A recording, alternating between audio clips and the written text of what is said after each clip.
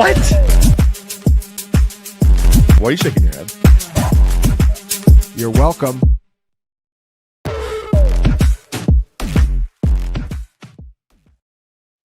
What's up, Fantasy Points? This is Outside the Box, Week 10. I am here with NFL data goat Scott Barrett. We're going to be going position by position, taking a look at the chalk for each position on the DraftKings main slate, and then, of course, finding some contrarian plays at each of those positions, trying to get outside the box for the Week 10 main slate.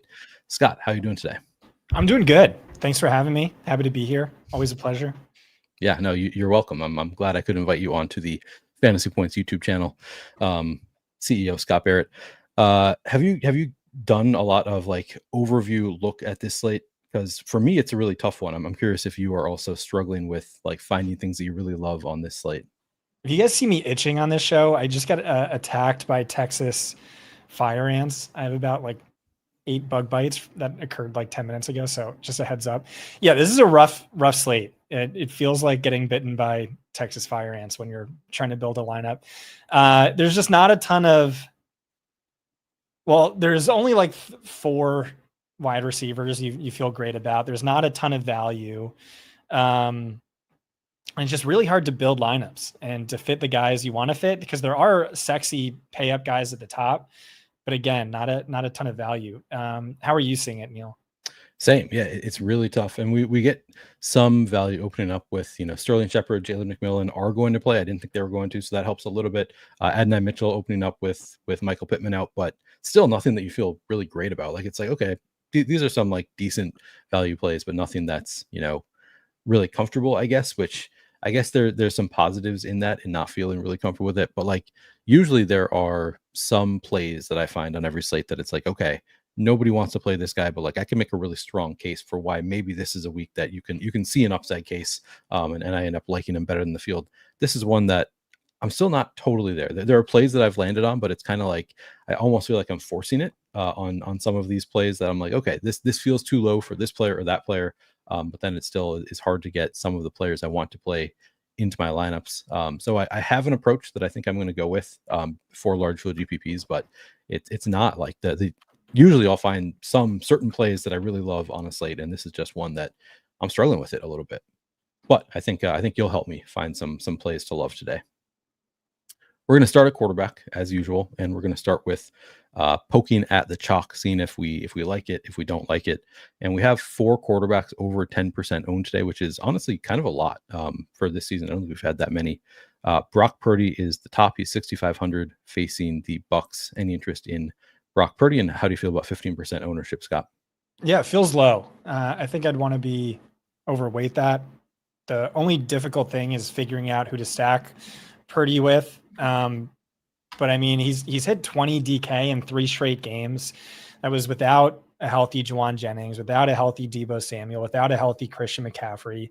I really think getting, all 3 of those guys, but especially CMC back, really levels up this offense. You've heard Kyle Shanahan himself talk about it as, teams really play the 49ers differently when he's not on the field.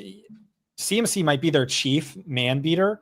And so that's what the Chiefs did against them in the Super Bowl last year. They played a lot of man, and we've seen teams copying that. I think they faced man coverage at the 3rd highest rate. Purdy has been much better against zone. And so you bring CMC back into offense. The offense is like more or less built around CMC. It really changes everything. But yeah, Purdy's been nice. He's averaging the same amount of fantasy points per game as he did last year, despite all these injuries, when last year the narrative was just, he's a product of this elite supporting cast. And I think he's really transcended that. And at least within this offense, it is easily like a top 7 quarterback in my eyes. We can debate how much Kyle Shanahan's a factor, but I think he's looked great. I just said he's been much better against zone. This is an ideal zone heavy matchup. Buccaneers are very stubborn with that, so I don't expect that to change too much. It's also, if you want to go to schedule adjusted, an easy top 3 matchup on paper. And so just everything points towards Purdy. And then you look at the pass catchers and you see tremendous upside. George Kittle, 18 fantasy points per game. That's like 33% more than the next closest tight end. That's like wide receiver 8. if every team was playing, so not just on the slate, and then he's priced like the wide receiver 22. And I always talk about how Kittle's upside is unreal. You look at like 20 DK fantasy point outings since the start of last year, and Kittle's more than double the next closest tight end.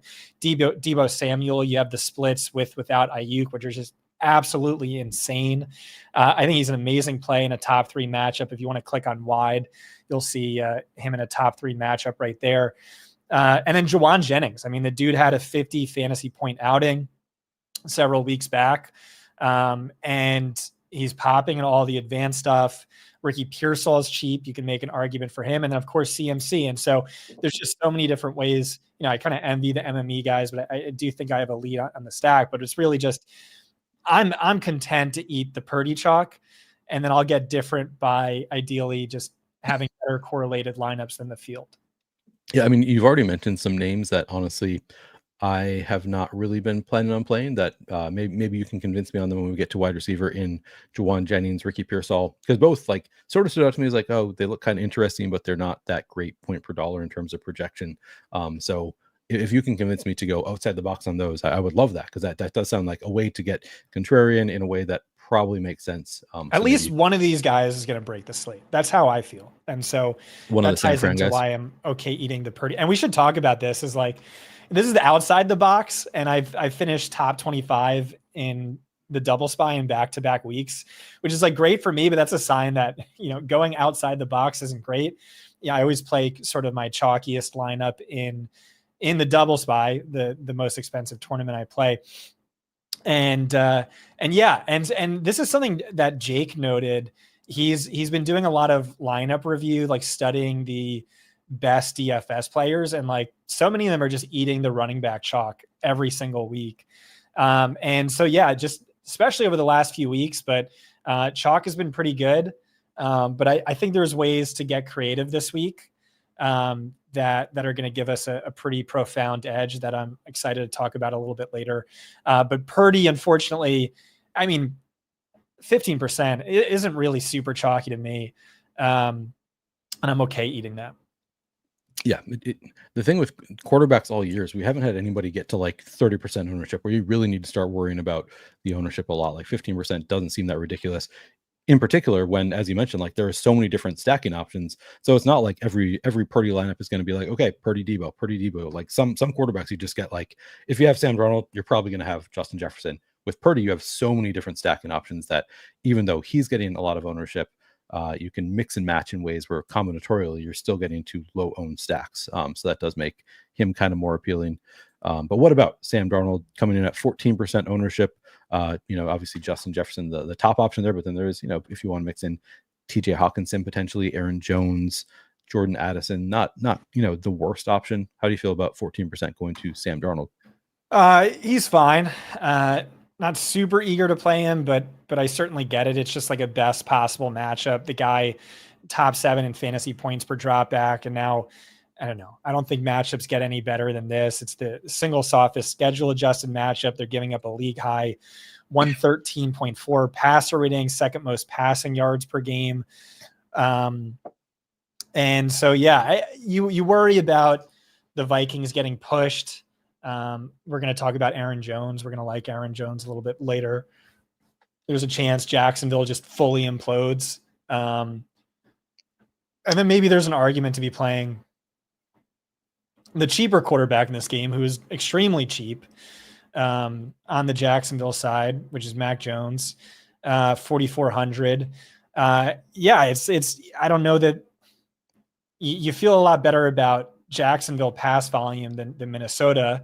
We shouldn't overlook the fact that, BTJ is banged up, Gabe Davis is banged up, Christian Kirk is out. But I mean, really, it's just 4,400 on a slate that's so desperately starved for value. And it's notable that Trevor, like the spread in this game only dropped, or the implied point total only dropped 3 points for the Jaguars. And Trevor Lawrence has played really poorly this year by accurate throw rate, any number of, there's a chance that Mac Jones outperforms what Trevor Lawrence has given us. You know me, I've been a long time T-Law hater, or at least arguing that he's overrated. And so I think that's fine, just because this is a unique slate with so little value.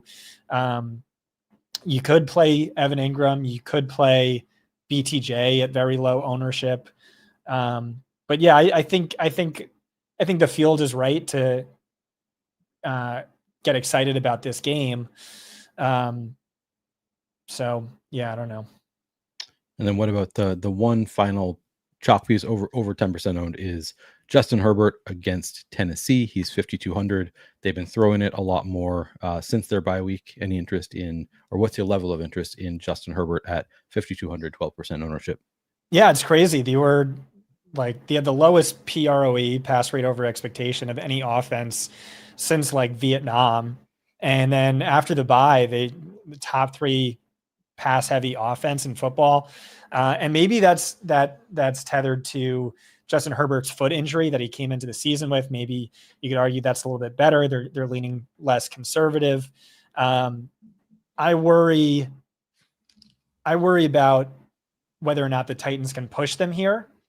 I don't think they can, but I mean, like, that's something that's factored into PROE. And so it's just a matter of how much you trust that. Like, do we know who Harbaugh is? And he just wants to lean run heavy, and this is just a blip on the radar. But the Titans are the number 1 pass funnel over the last 5 weeks. They're also a top 12 matchup. You don't have L'Jarius Sneed. So I think that's okay. I know Quentin Johnson and Will Dissly are popping in optimals. I don't really feel great about that. Ultimately, I think he's fine. I think, you need to go cheap this week somewhere, and he's fine. Relatively good value. Actually, I want to look at the Vikings. It felt like early in the year were just dominating defensively. I guess that it's in terms of schedule adjusted, it's about the same last 5 as it is for the full season against quarterbacks. So no real outlier there. Yeah, Minnesota is like a really good defense, but I just mean, like, there's going to be so much volume here from Mac Jones. Yeah. Prevent defense, garbage time. What else do we like on this slate? Do you want me to ask you about specific? That's what you got. That's the. All right, we're gonna continue. You're gonna force me. I mean, Jaden Daniels, I know that he's your guy. You loved him all offseason, and he has like 20 fantasy points or more in 7 of 8 games in the NFL, outside of the one that he got hurt early, and can't really count that one.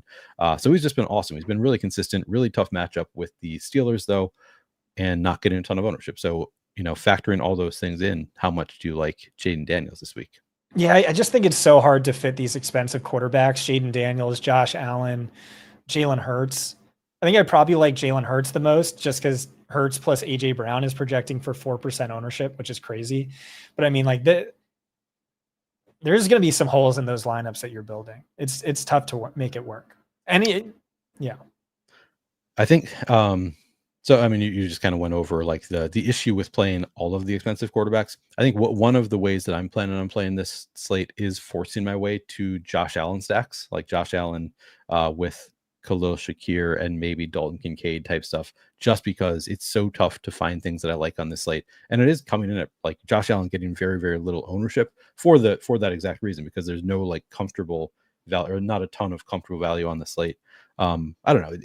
To me, Josh Allen is sort of interesting just from the perspective of he's Josh Allen. We know he can just break the slate, put up 35 fantasy points, coming in at, I think 4% is the most ownership I've seen going to Josh Allen. And everybody loves the pieces from the other side of the game from That's the a good Colts. point. So then maybe playing the Josh Allen stack, you can run it back with AD Mitchell, Josh Down, something like that. So it's sort of interesting to me. I think it's something that I'm going to be overweight to the field. Like maybe I'll have 10% Josh Allen, just force my way into some of those stacks. Maybe we'll try and build one later. Yeah, I'd like to see just how that looks. Yeah. I think we should play around with that, because it, like, theoretically, at least to me, is a really fun idea to try to force it. But also, I haven't tried building it yet, so hopefully we can. I will just say the Colts are like, I know that looks like an amazing matchup, and it probably still is, and matchups maybe don't even matter for Josh Allen, but they are night and day different with DeForest Buckner back. Like that, there's like few single defensive players who like reshape a defense as much as he does. I think like Max Crosby, like the Raiders without Max. It's like one of those things. It's Okay. pretty night and day different. I mean, that's a But good it's a note. minor I point. It's a minor did point. not realize that he made that much of an impact. Good note. All right. Baker Mayfield, I mean, he's 6,400. To me, a little bit too expensive, but he's been crushing all year. So 3% ownership looks okay to me. Any interest there? Yeah, I think he's a great play. I think he's an awesome play. 3% seems kind of silly for the second best quarterback in fantasy behind only Lamar Jackson, who's not on the slate. He's scored 20, and you could argue he's a better GPP play. Like just digging into the numbers, he scored 27 plus DK fantasy points 5 times. That's 2 more than any other quarterback. Well, now 1 more because Lamar had the extra game on Thursday Night Football, but still 2 more. Pretty crazy upside. Even without Jalen McMillan, Mike Evans, Chris Godwin last week, he scored 18 fantasy points in a brutal matchup. The week before that, he had another 27 plus DK game without his top 2 weapons. It's a tough matchup, just like it was last week, but it's just ultimately like the upside that he or Mayfield stacks offer relative to price and ownership. I just think that's a bet you want to make. Yeah, seems degree. like low enough ownership that he's worth trying in some large field stuff at least. So somebody in chat was asking about Joe Flacco, and these are back-to-back quarterbacks that I didn't write up on my full slate, and they were both like maybe I should, but I ended up not doing it. But Joe Flacco, like everybody wants to play Adonai Mitchell and Josh Downs, and Joe Flacco is coming in at no ownership. So should we be playing some Joe Flacco stacks or just using his receiving weapons? Man, I really thought about it.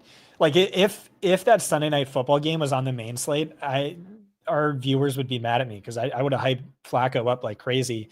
And so like, I still have conviction that like Flacco is going to have a milli maker winning performance over the next few weeks. It's just a tough spot for it against Buffalo.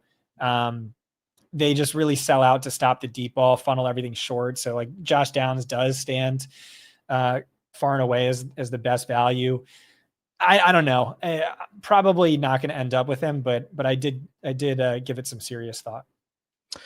We got a question from Alonzo, wants to know if we have any Drake May love. To me, that's just really tough because the Bears have been so good. Like nobody puts up fantasy points on the Bears this year, so it's tough for me to get there. But maybe it's different for you, Scott. I'll talk slowly so you can finish swallowing that sip you just took. Any interest in Drake May today? So I just love Drake May, and I was like so excited to write him up. I saw his price jump considerably, but in 14 full quarters of football this year, 59.7 rushing yards per game, 21.6 fantasy points per quarter per 4 quarters. So that would be the most rushing yards per game, the 4th most fantasy points per game. And he's just balling out. We just talked about the Chargers PROE. Same thing happened with the Patriots over May's last 2 full games. And so I love him, but you're right. It's just like a worst possible matchup. So I'm kind of hoping he underwhelms this week just so we can go all in next week. Yeah, I love that idea also. Caleb Williams, we get the Caleb Williams versus Drake May matchup. Caleb Williams just 5,600. I think New England, as I recall, is not the best matchup. Any interest in going to some Caleb stacks? No, it's another soft matchup. Just the thing with Caleb is like he kept having top 5 matchups, and so it's not a top 5 matchup. Yeah. He's also down both starting tackles, and their left guard Ryan Bates is questionable. So I kind of like Patriots defense this week. He's also tough to stack. Like all 4 of their receivers have exactly one game with 15 plus fantasy points since Keenan Allen came back. So it's just, yeah. Aaron Rodgers, everybody wants to play the receivers, 2 of the better point per dollar receivers, Garrett Wilson and Devontae Adams. Aaron Rodgers just 5,700, kind of nice matchup with Arizona, coming in at 9% ownership. So not like unowned, but any interest in Aaron Rodgers? Yeah, this was actually the first play I wrote up this week when I was doing the everything report on Monday. I compared the Jets offense to like a slightly poorer man's, Rams offense, where it's like the Rams, when they have all their key pieces healthy, are ranking easily top 3 in EPA per play. And it's great for fantasy because it's so condensed between the top 2 wide receivers and the running back. And if like the Jets can just be a little bit better, you would have that upside in fantasy from both like a season long perspective and a DFS perspective. The passing game has just been so highly condensed where it's like 65 to 75% of the first read targets going to Adams and Garrett Wilson. The one thing that's been holding this, and maybe this is a good offense, like the thing that could be holding it back, well, it's 2 things. One, it's the offensive line is absolute dog shit. Good news is Arizona ranks 3rd worst in pressure rate over expectation. So this should actually be the best matchup for the offensive line to date. And then the other thing holding them back is like a brutal stretch of schedule where since week 2, the opponents they've faced have ranked 2nd, 3rd, 6th, 7th, and 11th best in EPA per play allowed. Patriots being the lone exception there. Cardinals ranked 5th worst by the same stat. So it's like their best matchup of the year. Everything kind of pointing towards like if there were to be an Aaron, I know by schedule adjusted, it's not an elite matchup, but at least by EPA per play, it is. And so a lot of it just pointing towards a really good spot for Aaron Rodgers with a lot of upside just because of how condensed that offense is. Interesting. Yeah. I mean, and I want to play all the other options on the Jets. So maybe Aaron Rodgers is somebody to sneak into some lineups. I'll make it easy on you here, Neil. I really only have one other name on my list, and it was all the way at the bottom of my list. Is it Patrick Mahomes? No, not Patrick Mahomes. That's too obvious. Tough matchup. He is coming off of his best fantasy performance in like nearly a year or maybe over a year. But outside of that, he had like 0 games over 20 fantasy points. It's Kirk Cousins. And again, he was all the way at the bottom of my list. I actually just added him this morning. He's only hit 19 DK fantasy points twice this year, both against Buccaneers. Obviously, like averaging 33.5 in those games. So like, there is some upside there. I worry about New Orleans' ability to push Atlanta. This could easily be a game where the running backs go off, and I think it most likely is. But there's just underrated upside here. This was already a bottom 7 pass defense by EPA per play allowed. And now you remove Marshawn Lattimore. You remove Kool-Aid McKinstry, who is the 3rd worst cornerback on this slate by fantasy points per route run allowed. He's out. Marshawn Lattimore's replacement was a guy named something Payton who played for 2 schools I never heard of and was a UDFA. He's questionable. And so you have to like the 2 perimeter wide receivers, Drake London, Darnell Mooney, who are already popping as tremendous values. If you look at like XFP per dollar or production to date per dollar. And then Kyle Pitts dealing with a hamstring. He's seeing a decline in usage. So it could be the case where everything is concentrated to those 2 wide receivers, and maybe we get a Cousins spike week and a great matchup. But again, I worry about New Orleans pushing Atlanta here. I think that's a fair concern. K-Town's Finest wants to know any interest in Cooper Rush with Lamb. Sounds like no.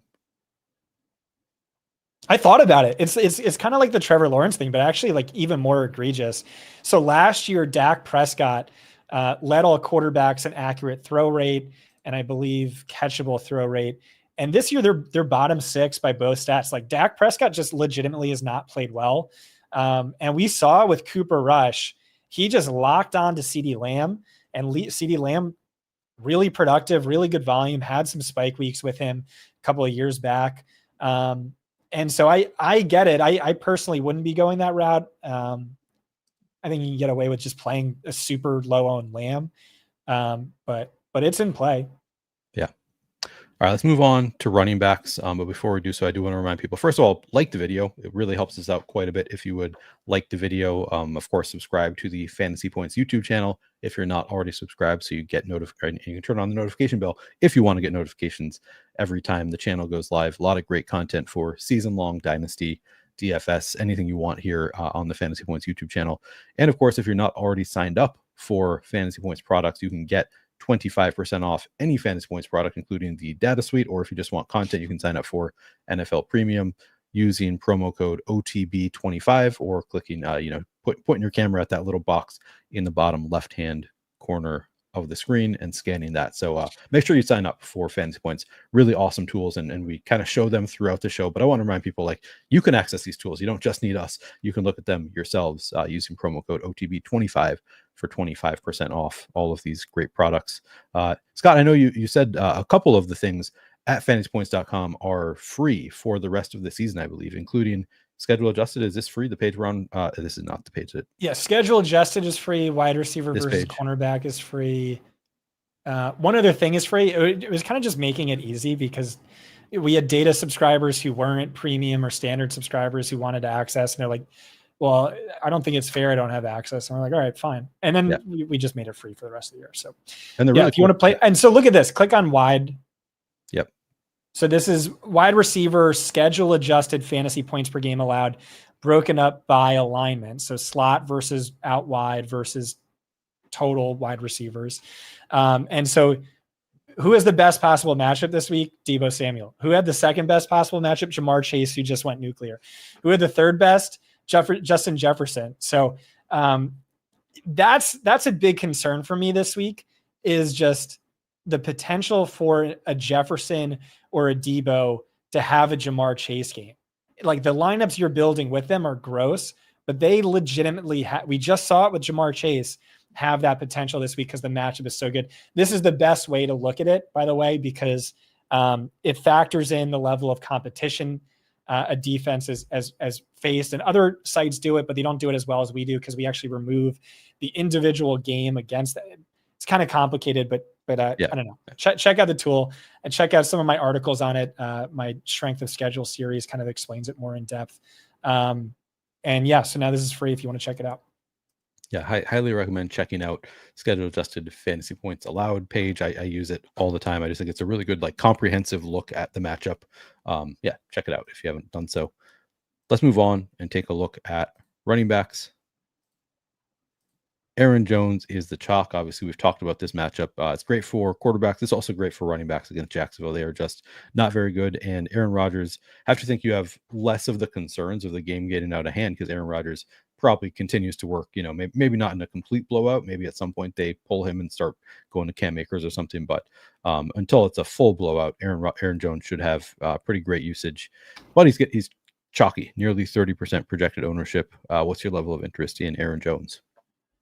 Yeah, I mean, he's just clearly the best running back play of the slate. And like, Alvin Kamara is right there next to him. Like, those two are just head and shoulders above everyone else. And I brought it up earlier, is like, the best DFS players are not getting off of the running back chalk because it's just been so rock solid this year. And it's a weird year, right? Like, last year we were trying to play all the expensive wide receivers. And this year, it's just running back chalk just absolutely smashing. And that's been the case for a while, by the way, is that the running back chalk is typically the best chalk. It's just insane usage, insane volume. It's an elite matchup. We talked about Jacksonville being bad against the Pack. They're just so bad, absolutely everywhere. He's also due for a massive touchdown regression. He's run really unlucky in the touchdown department. Where are they by? Yeah, best Top. Possible matchup. It's all through the air too, which is kind of interesting. I mean, that's kind of good for Aaron Jones. Like, he's sick through the air. But I think by like yards per carry allowed, they're also or yards before contact per attempt allowed. They are inefficient on the ground as well. It's just not as much production. It's also perfect game script. He's weirdly game script sensitive. And so, it's just, I don't know, insane value, great play. Yeah. Hard. He's only 6,700 somehow. Like, it feels like he should be 7,700. Then it would be more of a question. But at 6,700, just he's a cash game lock. I think. Yeah, absolutely. Alvin Kamara, 8,100. So to me, it's a little bit tougher to get to Alvin Kamara in bulk. Like, I think I'm more likely to fade Alvin Kamara, as in be at least 10% lower than the field on Alvin Kamara. I'm more likely to do it with Kamara than Jones. Would you agree with that, or do you just want all the Kamara also?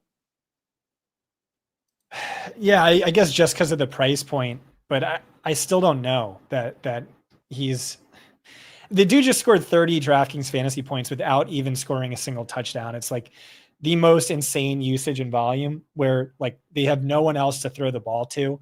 The dude has a broken hand and they're just, force feeding him the ball. Yeah. He's just been kind of unstoppable all year. The matchup not quite as good, but still a plus matchup. It just doesn't matter when you have a guy who gets 9 targets and they're all like 2 yards down the field, like on average. So it's like he's going to catch most of them, and that's just racking up PPR points. Bijan Robinson, 7,700, getting 22% ownership currently. Again, that Saints defense kind of a mess. Any interest in Bijan? Yeah, again, I think there's a lot of upside for Falcons running backs, especially if Cousins doesn't hit, which like I think the odds are low. I just thought it was like a good calculated bet. This could just be a total curb stomping. We were worried about Bijan because his usage splits were so extreme, where he was so much more heavily involved in negative game script games, but that wasn't the case last week. He played on their final 2 drives with Dak Prescott out of the game in an absolute blowout. He's just been smashing over the last 4 weeks. I think he's hit 22 DK in every single one of those games. There hasn't been a spike week from him, which I think is like a fair hole to poke. But it also feels like, he's close to that. Yeah. 21.5 DK in 4 straight with a high of 26.3, 25.5 in another one of those games. But I mean, we could just go back to the Algier thing where they run up the score and then Algier comes in. The coach called him their heavy back. And like, I was like, oh, their heavy personnel back? Is that? And I looked it up and it's like, I think he just means like he's the heavier back, like he weighs more. And like, and so we use him to ice the clock and stuff like that. So maybe last week was just kind of an outlier. But matchup looks great. He's another really good play. Like I said, running back, the field is getting on to running back chalk, and they all seem like good plays to me. You just reminded me of, Scott, because you brought up he has not really had the massive games. It's been like he's kind of like safer, good floor, but not a great ceiling so far. We had the conversation last week with Drake London, and you know how I feel. Like I don't really believe in the small sample size. Like, okay, he hasn't spiked the upside yet, but I still think it's there. Drake London like immediately scores a touchdown. What was gonna like look like he was on pace. Like, okay, good, finally we're gonna see that spike week, and then of course he gets hurt in that game. Man, that was a frustrating week last week. But I think that the upside is still there for Bijan. I guess is my takeaway. Like even if he hasn't really shown massive ceiling yet this year, I think it could be there, and maybe he'll take advantage of the matchup. Who would you rather have at ownership? 22% Bijan, 28% to Alvin Kamara. I'd rather have Kamara. You'd rather have Kamara. Okay. DeAndre Swift against New England, kind of a nice matchup. He's 6,500, just a little bit too cheap. Let's do a comparison. DeAndre Swift versus James Conner. Who is your preference? Because they're both 6,500. They're both getting about the same amount of ownership. Do you just play both, or do you have a preference between DeAndre Swift and James Conner? Yeah, it's definitely Conner. He's kind of been a bell cow over the last 3 or so games. Wasn't really heavily involved in the passing game last week, but the 2 weeks before that were easily season highs in route share, maybe a doubling of his typical usage. And then last week, he sat out the 4th quarter because it was a blowout. He also suffered a mid-game injury, lost a drive, lost a touchdown that would have went to him. But he's still 6 games with 18 plus carries, 4 games with 100 plus rushing yards. He's smashing all of our advanced metrics, easily leads all running backs and missed tackles. This offense is always so much more run heavy than it gets credit for. Bottom 3 in pass rate over expectation in back-to-back seasons. So slightly favorable on paper matchup. It's a run funnel defense for a run funnel offense. And so I feel good about that with Swift. Yeah, it's just like hard to deny a running back who's had 18 touches in 5 straight games. Top 7 XFP per game, top 7 fantasy points per game over that stretch. Heavy favorites, which matters because he's been very game script sensitive. My thing though is like,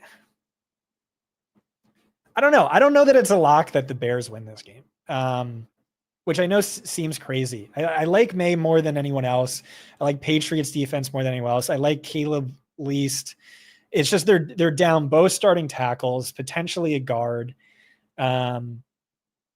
Caleb has had like the softest schedule, and he hasn't looked good within it.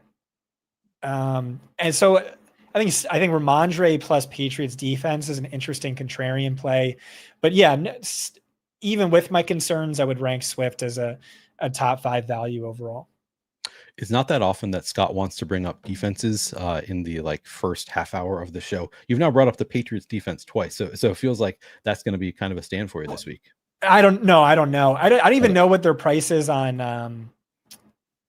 DraftKings. Are they expensive? No, they're cheap on both. Yeah. Okay. Yeah. No, I think they're pretty reasonably priced. Okay. Just want to, because you brought them up twice, and I agree with you. Like, well, I just love going the cheapest possible at defense. Yeah. Which is maybe a blind spot, but it like actually works this week, I think. You can go cheap as possible, and it's a plus matchup where the opposing offensive line is missing pieces. Yeah, it makes. To be fair, this is a horrible defense. This is not a good Patriots defense. Yeah. All right. Breece Hall is still the final running back over 20%. Then we have a little bit of a gap down. So 20% going to Breece Hall. He's 7,600. How do you feel about 20% ownership? Would you play him in Aaron Rodgers stacks? I think you could, but I think this is a weird week where it's like really hard to make that work. But yeah, like last week, 75% of the team's XFP went to just 3 players, which is like crazy. So it's Breece Hall is Kyron, Garrett Wilson is Cooper Kupp, Devontae Adams is Puka Nacua. It's one of those things where, like there were weeks where we try to play like 5 Rams players in cash, right? So I would have him below Christian McCaffrey. I would have him below Jonathan Taylor, below Saquon. But I mean, like, I don't feel good about that. They're all like similar plays. I definitely like Saquon and CMC the most of those 4, all priced around each other. Okay. I'll start with CMC. Like, I think he gets a bell cow workload. You can't have any real sense of confidence in that as he's coming off of like double Achilles tendonitis, but it's just the team's 4-4. He has this tremendous impact to the offense just by his mere presence on the field. And so he's 8K. Week 17 of last year, he was 1,100. So it's like, is he $3,000 too cheap? Man. And it's an ideal matchup. There's a chance he just goes berserk. And it's like, even if they do limit him, are they limiting the targets? Probably not. Are they limiting the goal line carries? Probably not.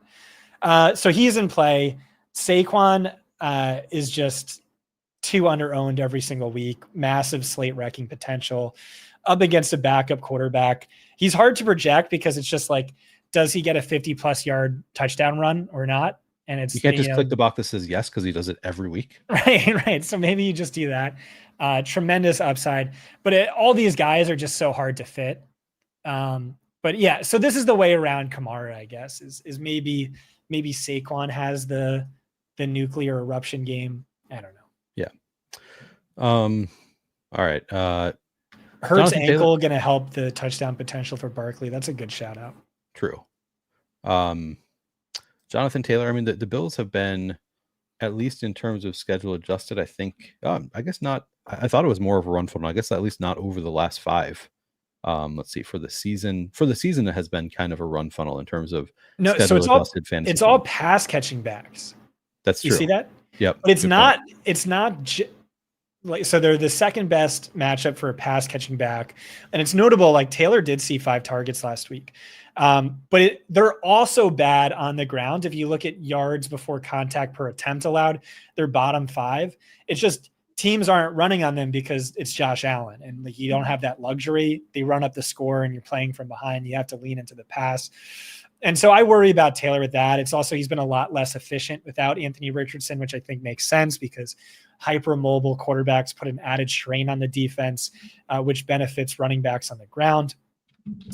He could get there. I could see it. He's really good. Since he like returned to full health at the tail end of last year, he would rank like top 3 among all running backs and fantasy points per game with really good upside, really high floor. It's just, I don't know. I worry about game script and yeah. Sure.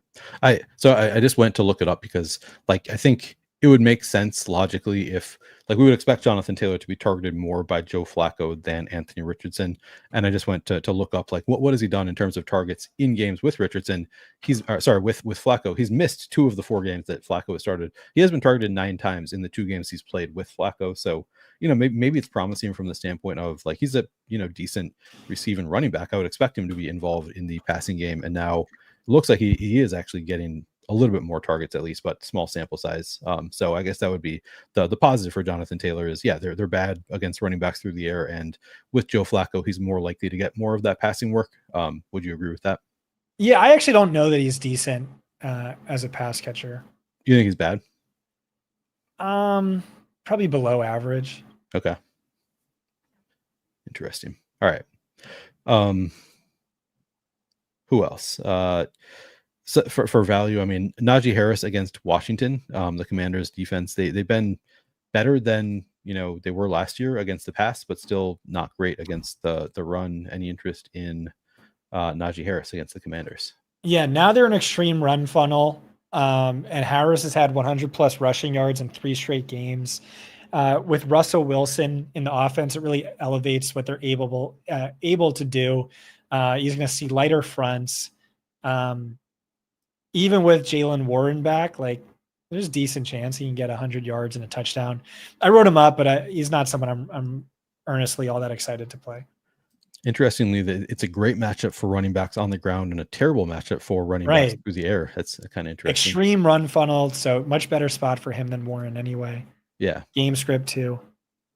Kareem Hunt against Denver. I mean, I know it's not the best matchup. Not game script actually, but go on. Sorry. Just Kareem Hunt, Denver. Not the best matchup, but his usage has been incredible, and he's obviously on the Chiefs. Any interest there? Yeah, I mean his usage is actually insane, and like Pacheco's usage was insane prior to the injury. Over his last 5 games, he's hit 21.5 DK in 4 or 5, ranks first in carries, first in XFP per game. I think he's an awesome play. Like I agree that the matchup's terrible, but I think this is just what Kansas City does, and I think he's going to get a ton of work inside the red zone if they make it there. So I think he's a really strong value at 6,600. I like Connor more, but he's up there. Okay, let's see. There's so many good running backs in play this week. It's sickening. Is it any good contrarian running backs that you like? Yeah, that's the better question. Yeah. Ramondre Stevenson. So he's been a bell cow in back-to-back games. I think Antonio Gibson wasn't performing well, and then he had that fumble, and now he's just basically dead. And he looks good. He made that sick play last week. They're 6.5 point dogs last I checked, but like Stevenson is really good and underrated as a pass catcher. And again, like I think there's a chance Patriots win this game. So I might just be a Caleb hater, but and a May fanboy, but yeah, no, I mean tough matchup with the Bears, but 5% ownership kind of yeah. Speaking of Austin Eckler, so Brian Robinson out for this game in another matchup. 5,800 Austin Eckler might look awesome. Really tough matchup with Pittsburgh though. The ownership kind of reflects it. He's only 5,800 on DraftKings. How much, if any, interest do you have in Austin Eckler?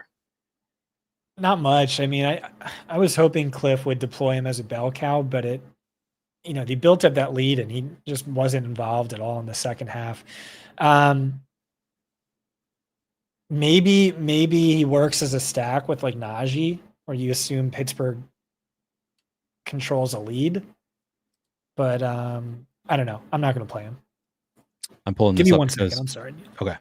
I just pulled up schedule adjusted fantasy points allowed, and I want to ask Scott about this because Mohammed says Bears run defense is really bad, and that I had not realized that was the case. But it looks like according to schedule adjusted fantasy points allowed, it is actually not a really bad matchup for Ramondre Stevenson. So I don't know if that has changed more. Has it been over the past 5 weeks? Maybe they've gotten a little bit worse. Yeah. Look at that's plus 7.5. What's plus 7.5? Rush. Oh yeah, damn. Well, but that's against Oh, that's for Patriots. Swift. That's for Swift. Yeah, that's for Swift. Sorry. What about the is it I mean it's kind of showing up as a positive matchup for which I got that wrong. I thought that running backs, I thought everybody was struggling against the Bears and not scoring fantasy points. Of course, James Conner, that was the reason that I was not super into James Conner last weekend. I kind of lucked out because he got hurt and they scored a touchdown with another rush without him. But yeah, looks like it's not as bad of a matchup as I thought it was for Ramondre Stevenson. So but you said you kind of like him. Yeah, I really like him. Like I said, stacked with Patriots defense.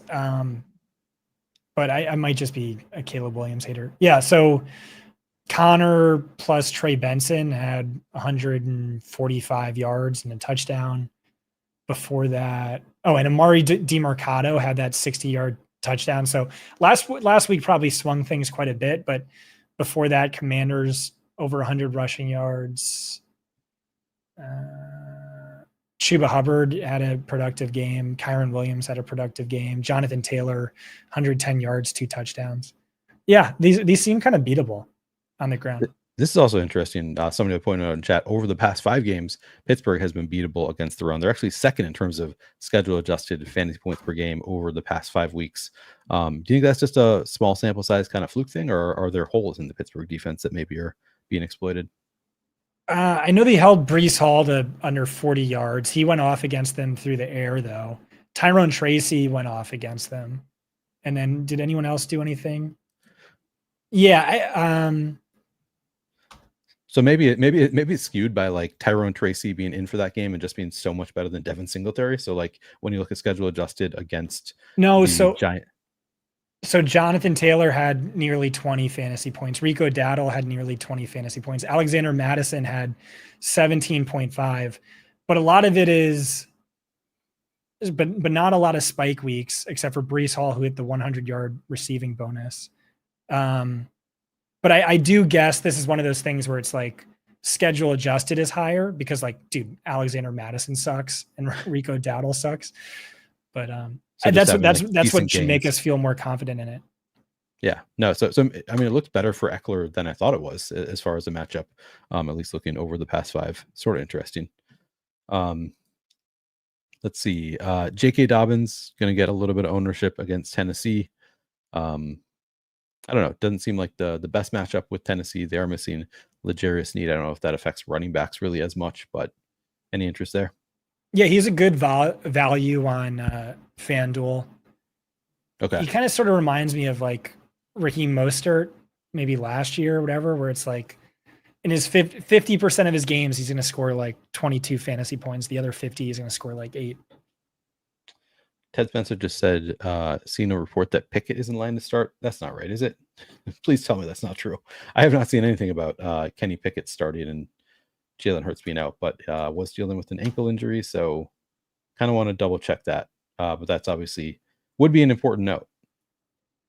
If yeah, I'm seeing this too. Guy has 130 K followers. Who? You are Bob Pompini. Huh. Interesting. All right. Dak Prescott planning to undergo season-ending surgery. Just getting news right here as we're looking at things. That's kind of nuts. Man, I'm of course just thinking my best ball bags right now because you can adjust in DFS. You can't adjust your best ball bags. So that's those are going to hurt a little bit. All right. Any interest in either of the Tampa Bay running backs? Rashad White, Bucky Irving. I don't know. It's so tough with a 3-headed monster there, but yeah, I just always avoid those situations. But wouldn't be the most shocking thing in the world if Rashad White has 60 receiving yards and 2 touchdowns, something like that. Rico Dowdle's usage has been pretty good, like the past 3 weeks. He's only getting 3% ownership at 6,100. He's been more. He's got like 14 targets over the past 3 weeks, so nearly 5 targets per game. Like something like 13 rushes or something. And they keep talking about wanting to get him more involved. He's been really good. We should use him more. I don't know. Any interest in Rico Dowdle? He's playable on FanDuel, I think. Not on DraftKings. They also said Zeke is back. Like I don't know why they didn't just cut Zeke, but Zeke is supposed to be back and in his typical workload. Zeke knows where the Jerry Jones bodies are buried. Clearly. So Yeah. Trying to see if there's anybody else that I have any interest in playing, and I'm not sure that there is. James Cook against the Colts kind of makes some sense to me, kind of along the same lines as, I really like Josh Allen, but in non-Josh Allen lineups, James Cook looks okay to me. Like the Colts have been pretty bad. I guess like you said, DeForest Buckner is back, so would that take away your interest in playing James Cook? Yeah, I mean, we know he has pretty big spike week upside, especially in games Buffalo is likely to win, and they're very likely to win this week. It's just tough, man. I mean, like when you're talking about guys in the 7K range, I personally just want to feel like really good about them, and I feel like I'd rather find a way to get up to Kamara or Saquon or CMC or down to Connor or something like that. Yeah. I think we've talked about every running back that I have any interest in. Do you have any others that you want to throw out there? No, I just want to know who your favorite RB2 is. Oh, favorite RB2. You're the RB2 whisperer. I am, but I don't really force it unless it's like the game works out right. And this is not a game, like not a slate environment where like we're hurting for value. Like I like a lot of running backs on the slate. So how much is Audric estimate? Probably 4,000. Is he in here somewhere? Here he is. 4,000.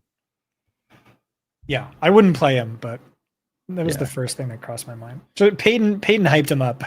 Peyton has hyped up a bunch of guys and never just like he hyped up Mims last year. Like, oh, we gotta get Mims involved. He's been so good. I'm not seeing anything that I love. I guess probably Braylon Allen would be the. I mean, he's 5,500, so like kind of an insane price to pay for an RB2. Yeah, or Jaylen Warren would make some sense against Washington. He's only 5,300. There have been some. Well, we just said it was a bad matchup for him against Washington. Yeah, weren't they? Oh, for pass catching running backs. Yeah. But he can do. He's involved somewhat on the ground. I don't know. I don't play RB2s. I'm sorry I asked. Yeah, I think if I had to go with one RB2, I would probably take the shot on Braylon Allen. Actually, I think at 5,500, just because like he might spike one of those random games where he gets like 12 touches and it's a nice matchup. So I think that's probably if I were going to go to an RB2, right. Probably Braylon. Tyler Algier outscores him. Oh, you think Tyler Algier? I mean, tough to argue. Like that's also a nice matchup. I don't hate. What was Tyler Algier's price tag? 52. Okay. All right. Well, that's a gentleman's butt. Nothing on it, but I'll take Braylon Allen. You take Tyler. A gentleman's butt.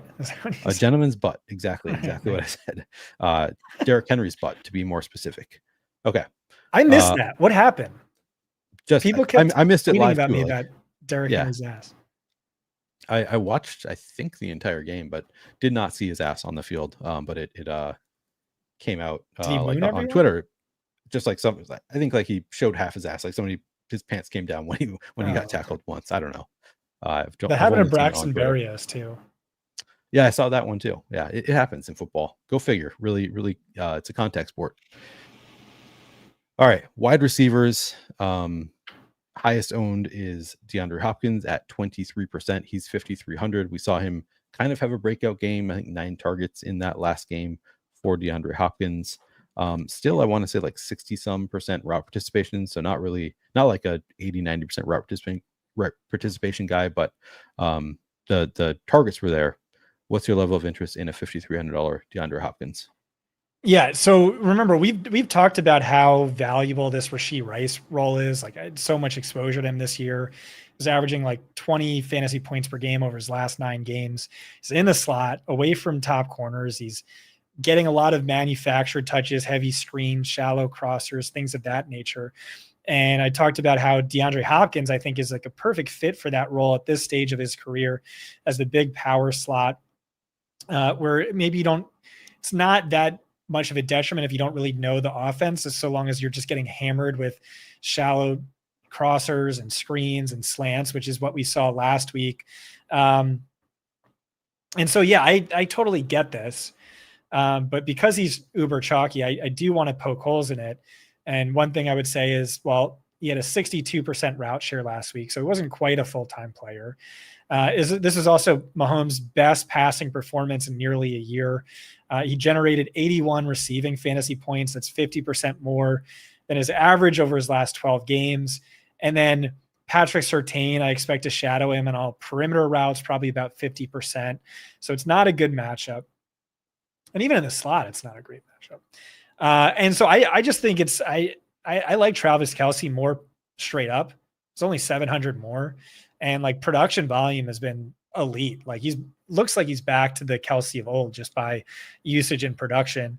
And so I'm totally fine getting away from it. The problem is I just keep building these lineups and then having like 55K to 5.5K left over. And I'm like, yeah, why not? Yeah. So he keeps falling into your lineup, even though you don't really love him. The Travis Kelce had like his most targets, I think, on the season last week, even with DeAndre Hopkins getting 9. So I don't know, like it sort of feels like on the one hand, you look at his splits with and without Rashee Rice, like he's had awesome usage without Rashee Rice. And now if D-Hop comes in and is that elite wide receiver, maybe that eats into Kelce at some point, but did not at least last week. So some hope that he can continue to have that elite role. Drake London, 6,700, just a little bit too cheap. Nice matchup. No Marshawn Lattimore. Getting 22% ownership though. What's your level of interest in Drake London? Well, it depends. What is it? What are we showing for Mooney? Mooney, good question. And how much cheaper is he? He's only 200 cheaper, coming in at 6% ownership. So he's 6,500, coming in at 6%. Yeah. So with London, I think we can quibble with his upside. We talked about this, and like both of us are like, yeah, I don't know about that, but yeah. Still, he's exceeded 19.5 DK fantasy points just once this year, and that was a game Mooney actually outscored him. And he's exceeded 25 just twice in his career. Definitely one of the best point per dollar values of the slate. Prior to last week when he got hurt, he ranked first in first read targets, second in XFP, second in fantasy points scored from weeks 2 through 8, and then he picked up that injury and left last week's game early. But he's also like a little banged up because he picked up an injury in last week's game. The matchup is amazing. The matchup is absolutely insane. So Marshawn Lattimore, elite cornerback, he is out. Kool-Aid McKinstry starts opposite him. He's giving up the 5th most fantasy points per route run of any cornerback on this slate. Lattimore's backup. Oh, and he's out. So someone who is worse than him will be starting. Marshawn Lattimore's backup was Rico Payton, a UDFA who played for a rookie UDFA who played for the Southern Illinois Salukis and the Pittsburgh State Gorillas. And he's questionable.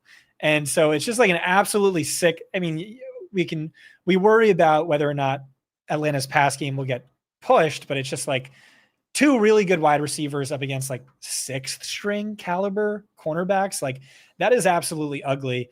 And then for Darnell Mooney is like the same stat, right? Since week 9, ranks 8th in targets, 7th in XFP, 8th in fantasy points scored, top 13 on a per game basis for XFP or fantasy points per game.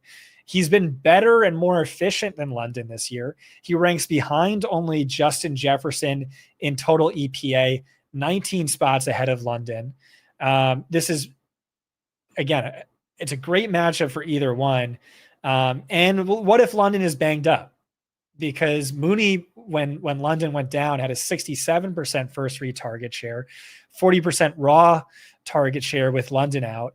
And so, yeah, I get it with London, but I think you could pivot to Mooney at 6%. It's just like to have the stones to do that is a little tricky, but I kind of like that. Kudos to Scott for liking Darnell Mooney in best ball this summer, because he was a player that was like a total blind spot for me as just like I'm not gonna pay up for Darnell Mooney, and then you talked me into him, and I got to a bunch later in the summer, and thank God for that because he's been crushing it. That was a great call. All right, San Francisco pieces. So Deebo Samuel. Well, we could talk about another best ball player I was all in on, and I'm going to be literally all in on this week. Josh Downs. Yeah. Yeah, that's 100%. 6,200. This is such a tough week for wide receivers. Like, why is Downs 4th in projected ownership? I'm going to have 100% and YOLO. If it kills me, it kills me. I mean, he flopped last week. The offense couldn't get anything going, but he still had the 5th highest target share in the week, 33%. In 4 games with Flacco this year, he has a 28% target share that would rank 6th among wide receivers, 8.3 catchable targets per game that would lead all wide receivers, 17.4 actual fantasy points per game, which would rank top 10. And it's a slot funnel matchup. So yeah, a favorite. No. Wrong team. Where's Buffalo? I mean, Indianapolis. Oh, you're right. My bad. Just a little bit right lower. there. Hey, it's a favorable match, but it's an extreme slot funnel. Buffalo's given up the 5th most yards to slot wide receivers, the 3rd fewest to outside wide receivers. I was going all in, and then they ruled Michael Pittman out. And so now I'm just super all in, extra all in. Extra all in. That's what I'm doing. That's kind of just where I'm at. Yeah, I'm gonna have a lot of Josh Downs also, and the ownership 19%, like feels low. Maybe it comes up. Maybe Slate just still adjusting their projections. I don't know. But yeah, that's a really nice ownership number. I guess we skipped over Justin Jefferson, who I think just kind of you don't really need to talk much about it because he's Justin Jefferson. It's like he's 8,800. We know he can get there. It's the best possible matchup against Jacksonville. Looks awesome. Everything looks awesome about it, except some concerns about a blowout. Maybe doesn't play much in the second half, and he's 8,800. So where do you end up on Justin Jefferson relative to ownership? Again, he could have that Jamar Chase game this week. The matchup is unreal, and I love that he's been griping about. Yeah, I'm so sick of these 80 to 90 yard games. Which has he been? I didn't hear that. Yeah, which is like so insane. Like only Justin Jefferson could say something like that. And so maybe he wants this 300-yard game, right? What I'll say though is I like Debo more, straight up. Because he's in an even better, or like the same caliber of spot at much lower ownership. He's cheaper. And maybe there's just something inherent to this offense that's capping Jefferson's upside, where they're spreading the ball a little bit around more than in past years, but really it's just they would lead the league in dropbacks per game every single year because their defense wasn't very good. And now they're bottom 5 in dropbacks per game. Jefferson only is averaging like 7 yards per game in the 4th quarter, where like CeeDee Lamb is averaging like 60. And yeah, I worry about Jacksonville pushing them. I mean, he can still have a CeeDee Lamb game in the first half, whatever. But to me, it's Debo. To me, I would rather have Debo. Debo, 15% ownership at 6,900. So no concerns about Christian McCaffrey returning, maybe cutting into a little bit of the workload. I mean, you could say that, but like look at the splits without Ayuk, right? And Christian McCaffrey was on the field for those games, and Debo was putting up like Supra Justin Jefferson numbers. Yeah. Ted Spencer asked, are you at all worried about how much 12 personnel the Colts played last week? Downs didn't seem to be on the field in 2 wide receiver sets, although maybe that changes with Pittman out. I think he must have been on the field in 2 wide receiver sets, right? I mean, we could look that up in the data suite, but yeah, I think you're right. And it's like ultimately when the guy had a 33% target share, like that's fine, because that means he targeted him 100% of the snaps where yeah, all right, let's see. We can look this up. What week was last week? Week 10? Week 9. Week? Yeah, okay. All right. So I mean, ultimately he ran, I guess just 63.3%. So maybe he's right. Maybe he was not on the field, which is kind of bizarre. Yeah. But yeah, with Pittman out, you'd think that comes up. Yeah. 9 targets. Yeah, I mean, ultimately 63% is something to worry about, but when you had 9 targets. But you would expect him to be now on the field in 2 wide receiver sets with Pittman. Oh, right. And there's that too. Yeah. Great point. So yeah, wouldn't be too worried about that with Pittman out. Good call. Garrett Wilson, Devontae Adams. How do you feel about the Jets guys? So Garrett Wilson coming in at 18% ownership. He's 7,200. Devontae Adams, 12% ownership at 7,000. Do you have a preference between the 2 of them, and how much do you like each of them? Yeah, so I was arguing that Devontae Adams, due to the BFF narrative, was going to be the clear wide receiver 1 by volume, at least. I don't think that's the case anymore. I think I think Aaron Rodgers has just recognized like this is a different Devontae Adams. Like maybe he's lost like either half a step or a quarter of a step, but and Garrett Wilson is just built different. But the offense is just so condensed between those two. And I think they're both really good plays. Definitely prefer Garrett Wilson. They're kind of expensive, and it's tough to really like any 7K guy if you don't love them. And I'd say I don't know that I totally love, especially relative to a Deebo Samuel, who I like more, but certainly good plays. Click on fantasy points per dollar. I'm curious where Garrett Wilson looks. I think Chris really likes him this week. Yeah, it's number 2. Yeah, it's just insane usage. I think by XFP per play, he ranks like behind only Cooper Kupp this year. Efficiency has jumped dramatically with Devontae Adams back, 44% increase in fantasy points per target. And that makes sense to me. Teams can't really just focus in on him with bringing in, sliding an extra safety over to his side of the field. So like there's an argument that having Adams on the field is better for him. I think that's compelling. And like I said, this is the best matchup the Jets have had all year. Based on multiple factors. I don't know for Rodgers stacks, but for one-offs, I think I preferred someone like Deebo. Okay. Just refreshing in case anything has changed. Oh, good call. I guess I'm working on the assumption that Jalen McMillan is playing tomorrow because he came back to practice. Out. You think he's going to be out? Did he practice on Friday? He practiced. He was a limited participant on Friday. Yeah, I don't know. It's always a tough read, but I thought it was promising that he was at least back on Friday. But currently, it's go ahead. In the projections, it's Sterling Shepard and Rock Jarrett are the two Tampa, best point per dollar receivers. So I'm assuming this is working on the assumption that Jalen McMillan is out. Yeah, I assumed he was out because, and this is from Chris. So last week it was the same thing: DNP limited for both him and Shep. Okay. And that's the same thing this week. Shep played last week. McMillan sat out. But I don't know. I guess we really don't have too much clarity on this. Yeah, I guess we'll have to wait and see there. Let's talk about the Chargers. So, I mean, we have Justin Herbert at 5,200. Ladd McConkey, pretty strong usage, 5,900. They're throwing more. Now you have Quentin Johnston also returning. He is 4,900 and getting 5% ownership. What's your level of interest in Ladd McConkey or Quentin Johnston? Yeah, so Quentin Johnston is popping in optimals all across the industry, including ours, or at least at one point in time before maybe our projections meeting. And I just think he's a total fraud. Something like 47% of his fantasy points have come on busted coverage, which is just insane. Like we've never seen a player with more than 20%. So I don't think that continues. I think that's like something that like strongly regresses to the mean, but you never know. He's just not in play for me. And then Ladd McConkey, I think he's fine. I don't know about the upside. He had that one game where he had over 100 yards and 2 touchdowns, but he still only had 6 targets in that game. He was under 75 receiving yards in every other game. I think he's being overplayed.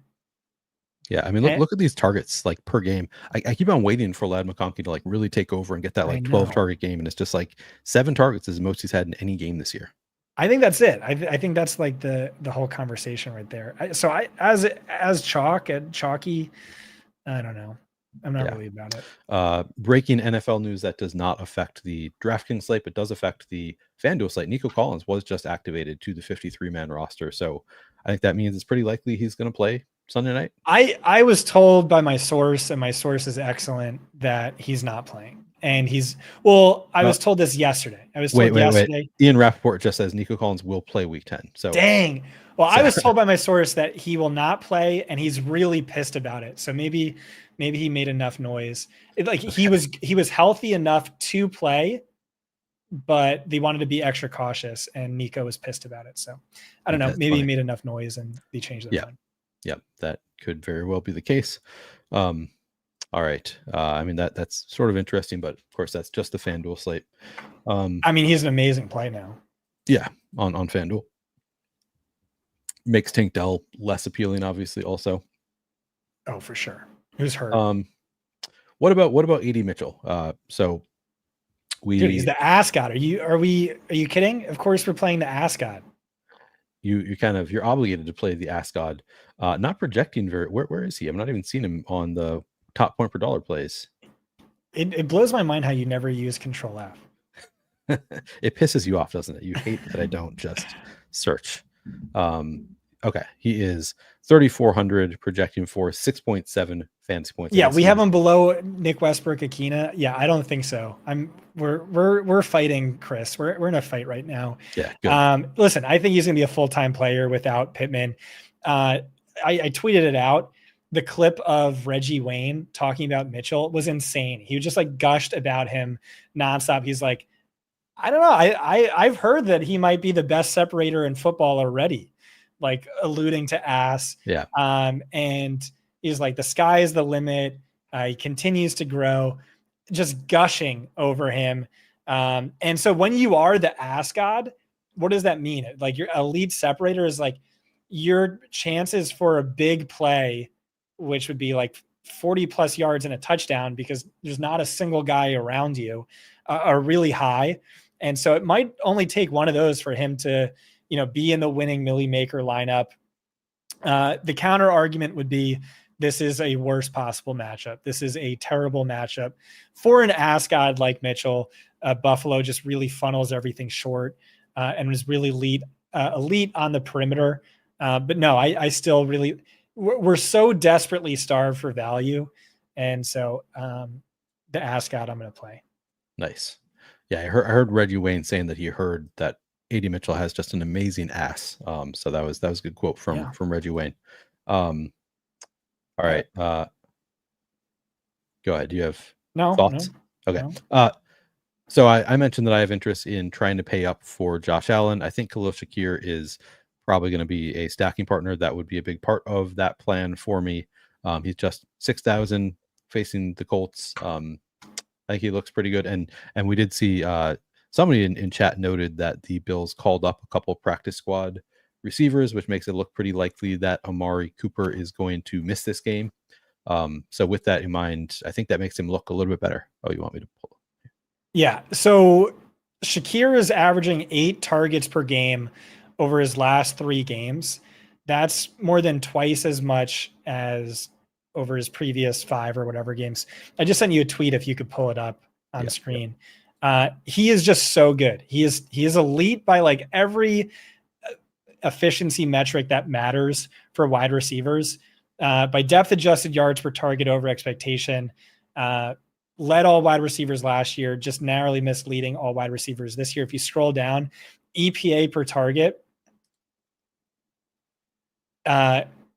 insanely elite. Like basically averaging one, like Buffalo tacks on one single point to the scoreboard every time they target Shakir. Like this is unreal. And so they're finally targeting him. Like I said, 8 targets per game over the last 3 games. It's a lot of, it's very much the Rashee Rice role actually. So it's a lot of design targets with a really high catch rate, and he does well after the catch with it. It's a top 6 matchup on paper if you want to go back to schedule adjusted. It's also an ideal schematic matchup. Amari Cooper has his hand in a cast. Keon Coleman's out. Someone else is banged up. And so I get it. At 6K, still not someone I'm all that excited to play. But I certainly click on slot. Yeah, top 10 matchup. Yeah. So but you're concerned that DeForest Buckner being back, it's not quite the matchup that it appears to be. It has nothing to do with the matchup. It's just Buffalo is like spreading the ball around to an insane degree. Maybe less so now with Shakir getting this target bump. I don't know. 6K. There's just so hard to find value, and I don't know what his slate wrecking upside looks like. Yeah. Sterling Shepard and or Jalen McMillan and or Rock Jarrett, do you have a lean as far as the Tampa Bay guys go, and do you think they're worth playing at low price tags? Maybe not the best matchup with San Francisco, but not the worst either. What's your level? Who do you like, if anybody, from Tampa Bay's receiving room? Yeah, I wrote it up as Shepard expecting McMillan to be out. If McMillan's back, it's probably McMillan for me. But I'll have a write up for you guys in the Discord. There's just immense upside here, just given the low price tag on a slate where we really need value, and just given how like unreal this Tampa Bay offense has been. The ball has to go somewhere beyond just Cade Otton, even if Cade Otton does have a spike week. And so, yeah, I'll have something for you guys Sunday morning. Okay. Yeah, just noting Jalen McMillan, he didn't play in week 9, but in week 8, he had 7 targets on 82.4% route participation. So had kind of an elite role. Didn't really work out in terms of DFS, but the role was there at least. I think Noah Brown is another one of those cheap guys you have to look at. He made us, how much money did he make us last year, Neil? So much money. Yeah, I mean, you were all over him. He led the team in target share last week. Over the last 2 weeks, 6 targets per game, only 1 fewer target than McLaurin over the span, 13.7 fantasy points per game, only 1 fewer route than McLaurin over the last 2 weeks. He ranks top 20 in yards per route run. He ranks top 20 in ass. And McLaurin is going to be shadowed by JPJ. So ideally that frees volume and efficiency up for Noah Brown. So I do like him. It's just and I have one more guy in this price range. So I called him a cash play last week, which was legitimately stupid. And you told me it was stupid and you were right. Just because I forgot what Demario Douglas's route share looked like. But Demario Douglas, he has been Drake May's favorite receiver this season. Team high 20% target share. That's despite barely playing one of these games. In the 2 full games they played together, 9 targets per game, 15.9 fantasy points per game. That said, this is a worst possible matchup. Bears are great against slot wide receivers. So I like Noah Brown more, but he deserved to mention just because, again, it's a tough slate. So these sub 4,500 wide receivers, you got to talk about them. Yeah. And it's not a great wide receiver week in slate in general. True. So credence to going weird and cheap. Yeah. We got the question, is AD Mitchell the best sub 4K play at wide receiver? And I think probably, yeah. I think he seems like kind of stands out. Yeah. I'm with you. Okay. Again, it's a brutal matchup and he's like done nothing all year despite being the ass god, but I like it. He's been barely used for most of the year, but he did like weeks 1 and 2 with Josh Downs out. He did like ran like 60 or like nearly 70% route participation. And that was also in the slot. Yeah. Like, now so I think with Pittman out, he'll step in. Well, maybe the 12 personnel thing is then factors in, but yeah, I don't know. And Chris's projections don't like him, but maybe I'm just too in love with the ass god. But, you're too ass pilled. Yeah. Yeah. But yeah, I still think he's a solid bet that like definitely could fail. Like he's not like a sure thing, but he's just a. I mean, this is going to be a low scoring slate. Like it is. Yeah. You can easily cash with a 0 this week, I think, with someone as cheap as him. Is so Pop Douglas sounds like is your favorite Pats receiver. Do you have any interest in like Kendrick Bourne at 3,200? Yeah, no, it would be Hunter Henry, then Douglas, then okay, and then not really anyone else. But like those guys could hit. I mean, we're seeing Kayshon Boutte more involved. We're seeing Kendrick Bourne more. Like honestly, Douglas really isn't a great play, but he is cheap.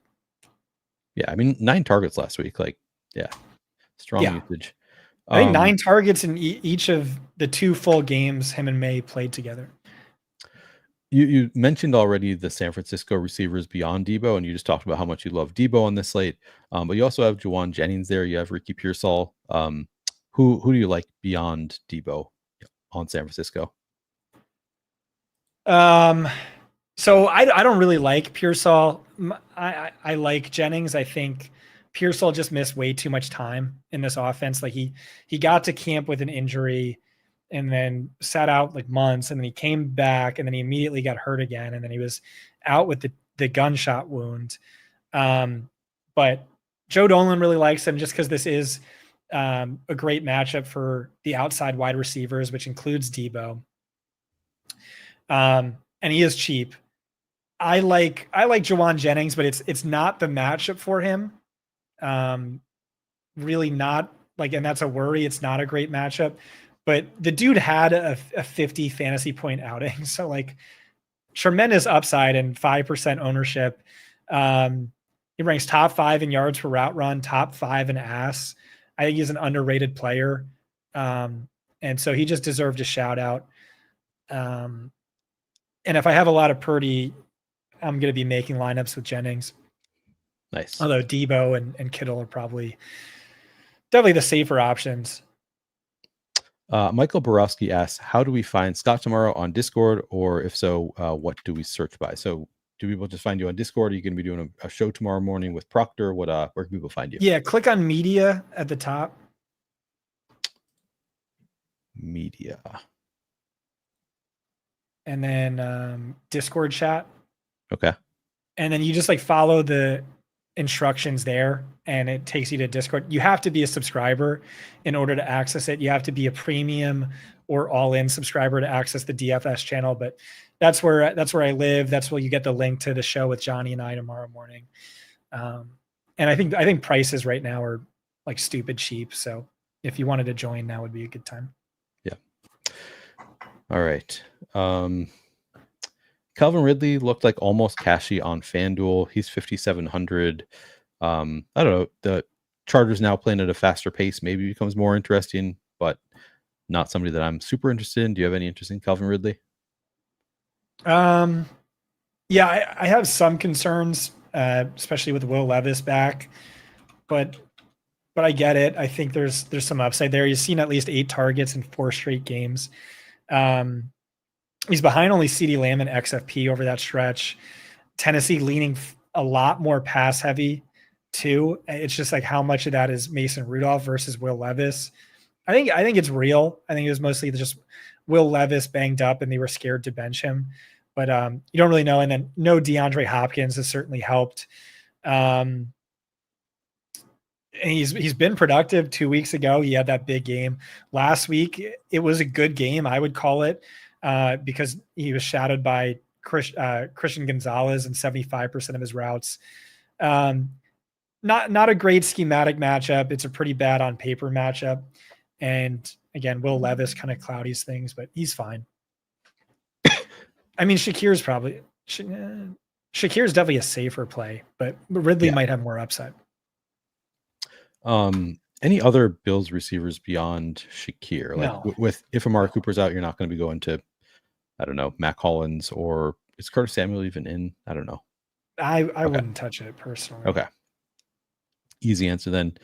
Nick Westbrook-Akine with Hopkins gone. Any interest there? I mean, he's fine just because he's so cheap, but I'd rather play the ass god. Yeah. BTJ is just 3% projected ownership. I know this is he's playing with Mac Jones now, so it's not the usual. Doesn't have his usual quarterback, but he's been really good this year. Any interest in BTJ? Yeah. So he's banged up. You worry about the quarterback change, but he is pretty affordable. He's really good. He ranks top 6 in yards per route run and fantasy points per route run. There's a little bit of the squeaky wheel narrative working in his favor. Press Taylor said they wanted to get him. I forget exactly what he said, but it was something like we want to give him more screen targets to get him involved. Here it is. He's an element that's very explosive for our offense and provides a lot of juice for us, but we also want to get him more opportunities for touches. Yeah. So, but there's a fine line between force feeding and game planning. To me, that reads as like, okay, he's elite as the deep ball, but we also want to get him a few more screens. And then it's a top 3 matchup by schedule adjusted. And so I like that. And I like that stacked with Mac Jones. I want to give a point back to your source, Scott, because Ian Rappaport comes out and says Nico Collins will play, he may have been getting ahead of himself a little bit there. Now they say still questionable for Sunday night Nico Collins. So your source still may be right that even though he was activated, right. maybe not actually paying. Ian Rappaport may have been wrong about that. Ted says, wish Giants Panthers wasn't in your. I mean, yeah, Giants Panthers on this slate would be just awesome. I would love that so much. We don't get that though. Mateo says, I do like Parker Washington sub at 3.9K. He may have worked more with Mac Jones in practice squad. I know you're backup connection. The backup. I know you're not a huge Parker Washington guy in general, but with Mac Jones, does he get a little boost at 3,900? That's a good call. Backup connection. Yeah, it's not bad. I need to give him more thought. Yeah, sort of interesting. Any Bears receivers? No. Okay. What else here? I'm not sure if anything else is really popping off the page at me. George Pickens. Yeah, that would be the last name on my list. Okay. George Pickens. It's just I keep saying like there's gonna be a week where Pickens just like totally breaks the slate, where if you didn't have him, you had no chance of winning big. We talked about this last week. Washington's pass defense is really toughened up. They just added Marshawn Lattimore, but he's not playing. Washington's a run funnel defense and Pittsburgh is a run funnel offense. So all of that's a concern, but it's an ideal schematic matchup. A lot of man and single high. Pickens is fantasy points per route run more than doubles against single high. And so I could see him hitting big, especially if Washington runs up the score early in the game, which wouldn't be the most shocking thing in the world to me. I know this is a tough defense, but by like EPA per play, points per drive, this is like one of the best offenses we've seen in a decade. So certainly possible. He's also the biggest regression candidate in football. I don't know if anyone saw my video on this, but he's had like a minimum of 40 fantasy points negated due to penalty, which is the most I've ever seen. And that's just bad luck. There's like literally nothing else to explain that but bad luck, and that's bound to regress. Cameron asks, is Collins a good play if he plays? Yeah, I only available on FanDuel. He's not on the DraftKings slate, but yeah, he would be an awesome I don't even know his price, but yeah, he's an elite play. Yeah. Chris G asks, any Saints receiver with Olave now on IR, Rashid Shaheed out for the year? It feels like there should be, but I couldn't find anybody that I really like from the Saints. Mason Tipton, do you have any interest there? Anybody? No, I couldn't do it.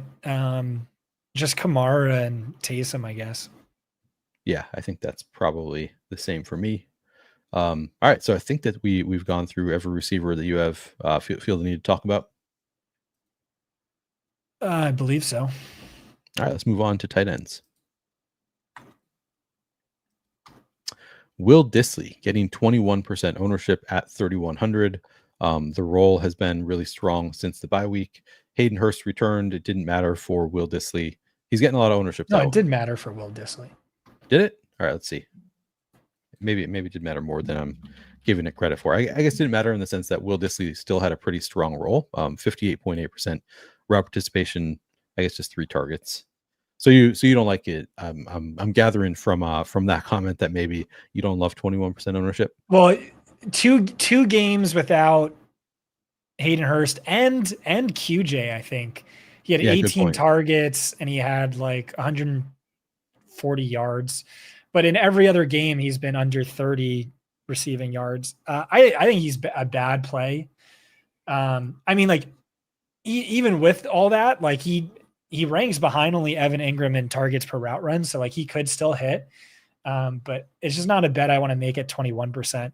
Like, honestly, I think a better pivot is Chigo Okonkwo, who's like also terrible, but like just no one's playing. And Chig's like always been one of the most scheme sensitive guys. He has an elite schematic matchup. Season high, coming off of a season high route share, better volume. Josh Wiley's been phased out of the game. And so, yeah, it's, you might need a super cheap tight end on the right lineup. And I'd rather fade the chalk. Just play one of the other cheap tight ends. That makes sense to me. Kate Otten coming in at 18% ownership at 5,500. Just an awesome roll since Evans and Godwin went down.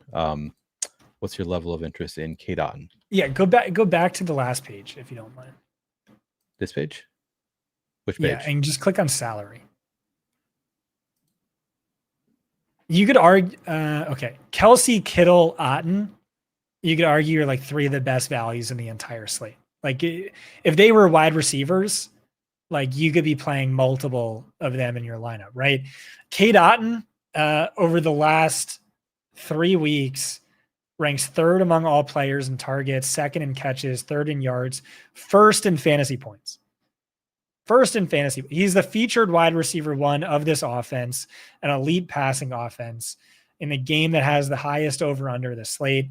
Amazing play. He's your cash tight end.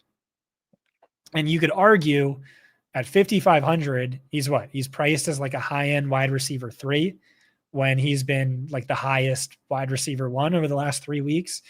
And then you can make the exact same case for Kittle and Kelsey. We'll start with Kelsey. Over the last 2 weeks, 41% first read target share, which is crazy. 24 fantasy points per game. Big route share jump. Since Rashee Rice went down, 17.1 fantasy points per game. That would rank as the wide receiver 11. And he's priced as just the wide receiver 19, tied with Michael Pittman and tied with Khalil Shakir. Does he have more upside than Shakir? I think there's a good chance.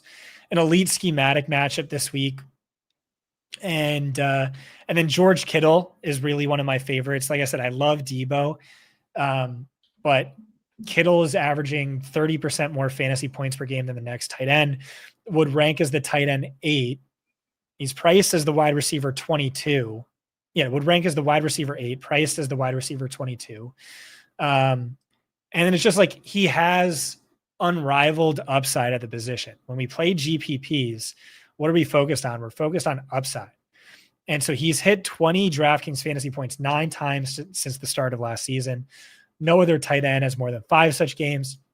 And it's a top 3 matchup on paper. So really like me some George Kittle. Also, you worry about Kittle in games where defenses have like an elite pass rush, or is used more as a 6th offensive lineman. It's not the case this week.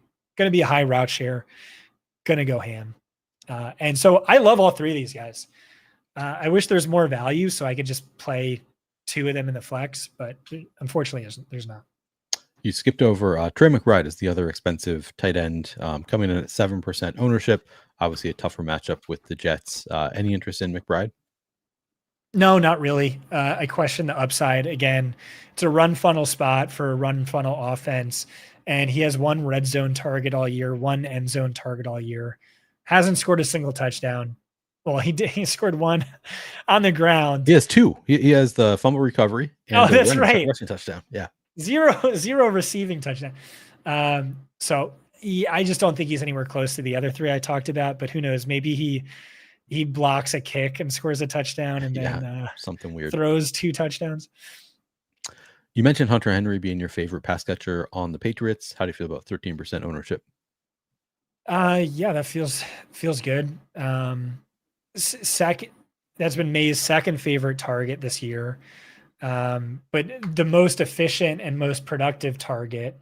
He has underrated upside. If you look at all tight ends since the start of last season, I think he has the 3rd or 4th most games with 16.5 DK. And so he's just always a little cheap relative to that upside. Yep.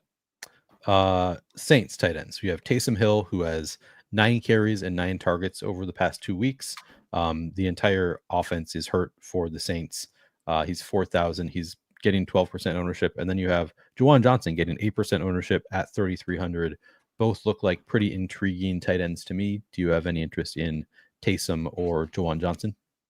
Not Juwan. I don't even know that Juwan's a better play than Foster Moreau, or like significantly better. But Taysom had a 42% route share last week in games where he's cleared that mark, 40%. He averages like 12 fantasy points per game on 9.5 XFP per game.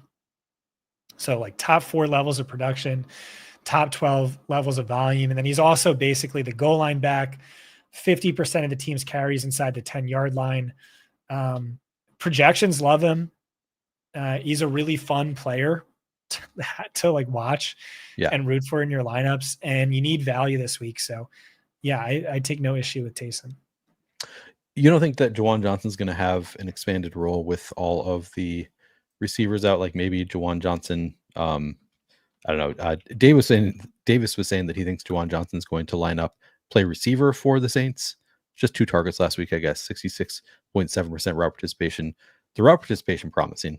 You're just not a believer. I think he ran like 2 more routes than Foster Moreau last week, right? Is that right? Let's see. Juwan Johnson 22. Let's see.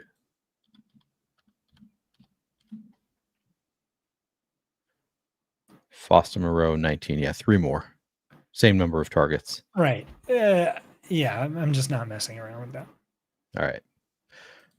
You have some of these guys who like best ball bros who are like, so I don't know. They don't move off their lake talk or take lock, right? That's what it is. Yeah. Like it's just, he's not who you drafted him to be in August. This is like a super gross committee where Taysom's the tight end 1 or like, but also the quarterback and running back, wide receiver. And then those other guys are splitting tight end 2 duties.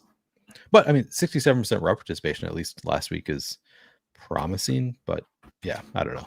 Right. But does he have a single game with more than 2 or 3 catches all year? Yeah, I don't know. He has not been targeted a ton this year, so that's the downside with Juwan Johnson. Yeah, I don't know. To me, it's like it's fine because the route participation was there. You'd think maybe the targets follow at some point, but yeah, I hear what you're saying though. Not like not a smash play by any means. Kincaid, in terms of schedule adjust, I think has a pretty good matchup with the Colts. What is your level of interest in Dalton Kincaid? Yeah, he's a big positive regression candidate. Volume has really picked up since a slow start to the season, but he's also just done nothing all year. Like another guy who let's move past take lock. He has 0 games over 13.1 DraftKings fantasy points. Yeah, I'm not playing that if I can't play that.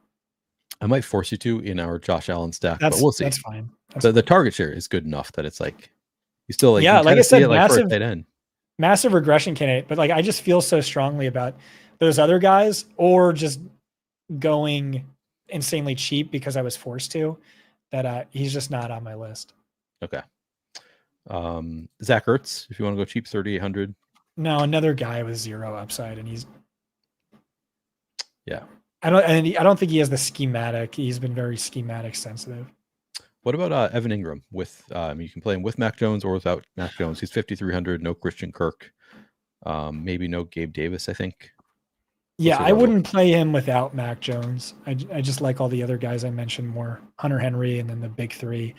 I mean, I get it. It's just like without Christian Kirk, he's putting up mid wide receiver one numbers. It's just like tough to trust Mac Jones. So I would play him with Mac Jones, or I just probably wouldn't play him. Fair. TJ Hawkinson, do we see him continue to have an expanded role? He was over 52. I think he was at like 52% route participation last week. Nice matchup with the Jags. Any interest there?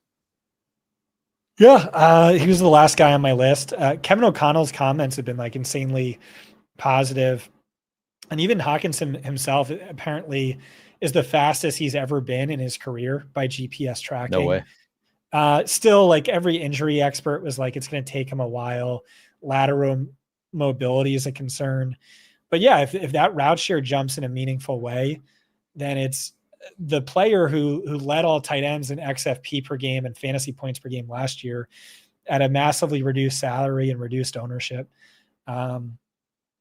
He's fine. I probably won't play him, but he's fine. Okay. Yeah, four targets, 52.5% route participation his first game, like sort of promising. So no other tight ends. People talking about Dawson Knox in chat. I don't know. He's 2,900 if you want to play a cheap pass catcher with Josh Allen, but any interest there? No. Okay. Any other tight ends to talk about? No. All right. Then, I mean, we talked about you have interest in the Patriots defense. Do you have any other hot takes on defense? Are you ready to build some lineups? They're getting ownership, 14% projected ownership Wow. for the Patriots defense. Didn't expect that. Just I behind thought the it was Bears. a spicy take. All right. Yeah. No, apparently not that spicy. But still, I mean, that's not crazy high. Should we just build some lineups? Or are you looking at defenses? Okay.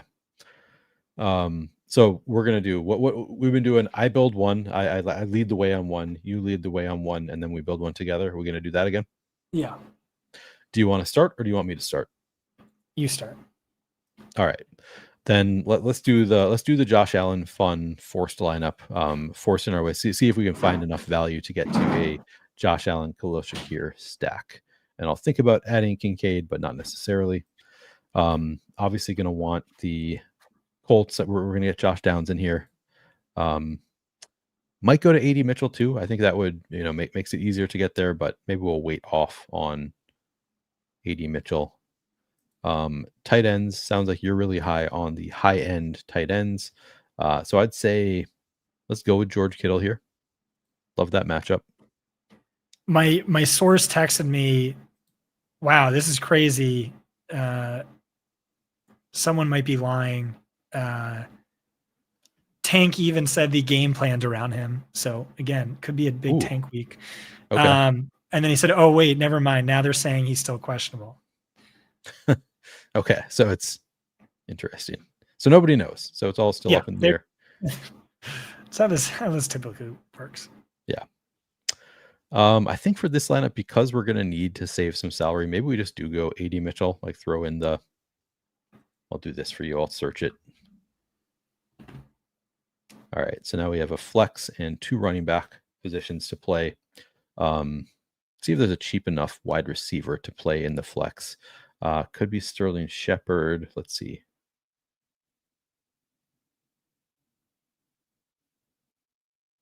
Could throw your guy Jawan Jennings in here. Get the double San Francisco.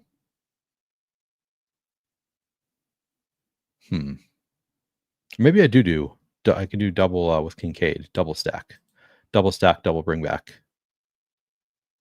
67.50 left per Aaron Jones, and then I couldn't quite get to.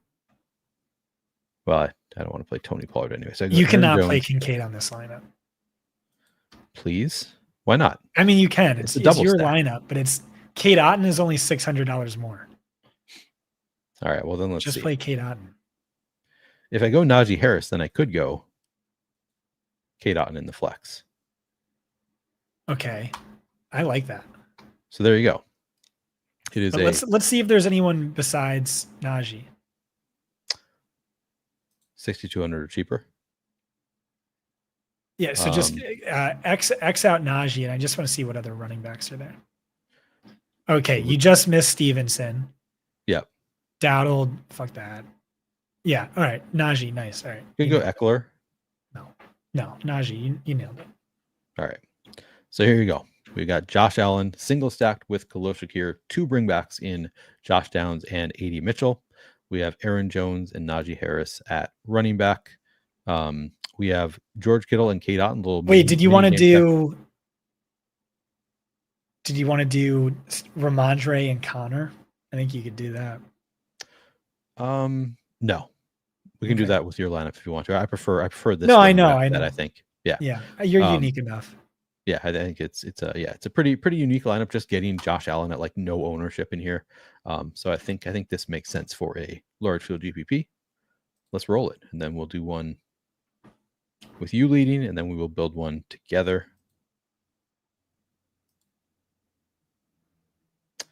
All right. So who do you want to be your stacker, or where do you want to start? I guess.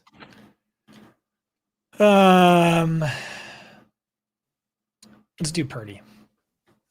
All right. Purdy. Or what about how much is Baker? 6,400, so 100 Okay, cheaper. never mind. All right.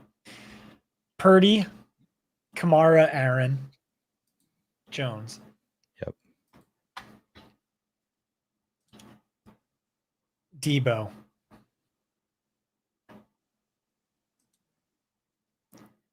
Jefferson, Garrett Wilson. I mean, you're not going to be able to afford it. I know. I wish. Right. Noah Brown.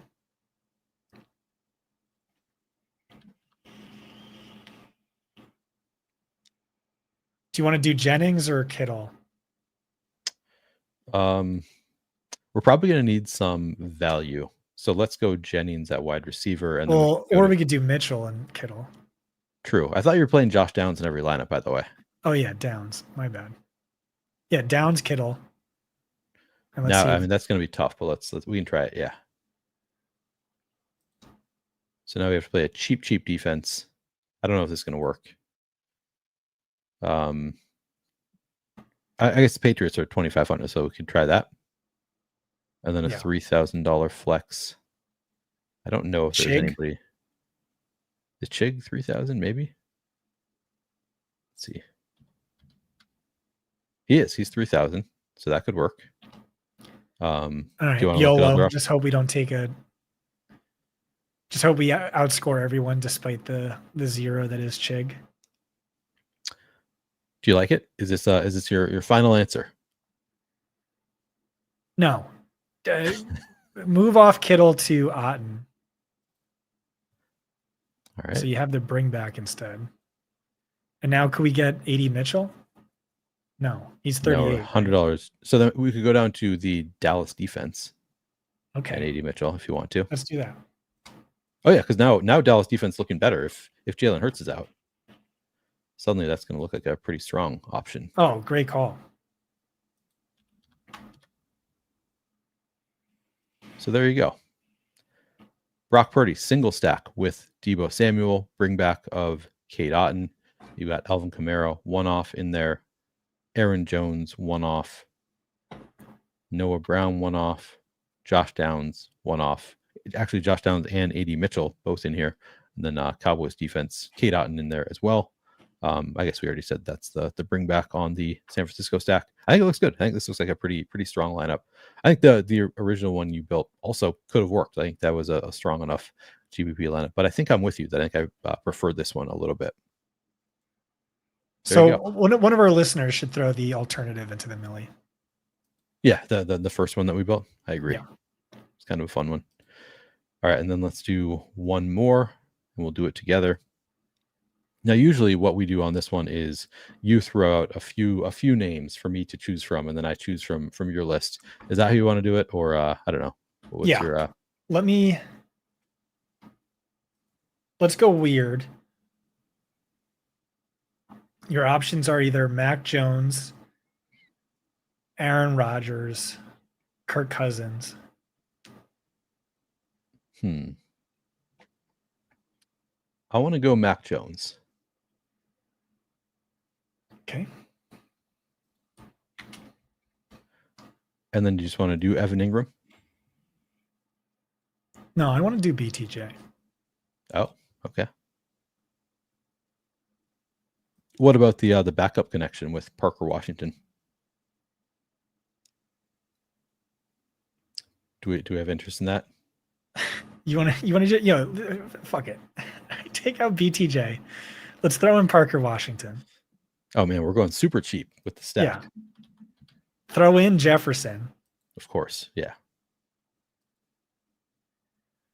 Kamara, Aaron Jones, Downs. So your teams sound like just kind of come preloaded with Kamara, Aaron Jones, and Josh Downs. I mean, we're just making it easy on ourselves right here. Yeah. I haven't peed in 2 hours, and I don't want to be grumpy. Grumpy Scott is back. All right, fun. We'll do Patriots again, YOLO. Yep. We go cheap at tight end. Go Ramondre here, maybe. Or no, let's go expensive. All right. Otten, Kittle, Kelsey. We can only do one. Or Hawkinson. Fuck it. All right. Well, then we have 4,700 left in our flex, which gives us. All right, never mind. Nothing. Let's go cheap. Let's go Okonkwo. And see what that does. That gives us BTJ, actually. Wow. Want it. Double Let's stack. do it. All right. Going with, right? Oh, no, maybe no, I think it might be 6,600. I might be wrong about that. Shoot. Yep, I'm wrong. Okay. 6,400. We can do Ramondre for the stack. Yeah, good call. Yep. So we have that correlation. So we got Mac Jones single stacked with Parker Washington. We have a double bring back in Aaron Jones and Justin Jefferson. Alvin Kamara one off. Josh Downs one off. Shig one off. And then you got Ramondre Stevenson with the Patriots defense. Nice little correlation there. There you have it. All right, Scott, we will let you go take your piss. But before you go, can you tell people where they can find you in general and the rest of the weekend, what you have coming up for them?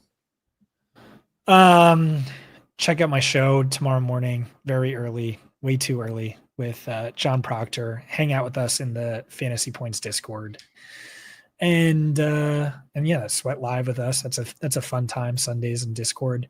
What about you, Neil? Yeah, I'll be, of course, publishing my Sunday Night Football article at some point between right now and tomorrow afternoon. So if you're going to be playing the Sunday Night Football slate, check that out. I'll, of course, be doing a breakdown of that game also on my YouTube channel, The Flannelverse, about 90 minutes prior to Sunday Night Football starting. I haven't decided if I'm going to do something for Sunday morning football. I'd like to. That's kind of a fun game, but I will see if I have time. So I'm hoping to do something there, Flannelverse YouTube for that. But yeah, check out Fantasy Points for my article on Sunday Night Football tomorrow at some point. We'll be there. And you can find me on Twitter at PlayerQDFS. All right, that's going to do it for Outside the Box Week 10. Thank you all very much for hanging out with us. Thank you, Scott, as always, for sharing all of your intense research with us. It's always very helpful for everybody. We are going to be back here next Saturday. Catch you then. What? Why are you shaking your head? You're welcome.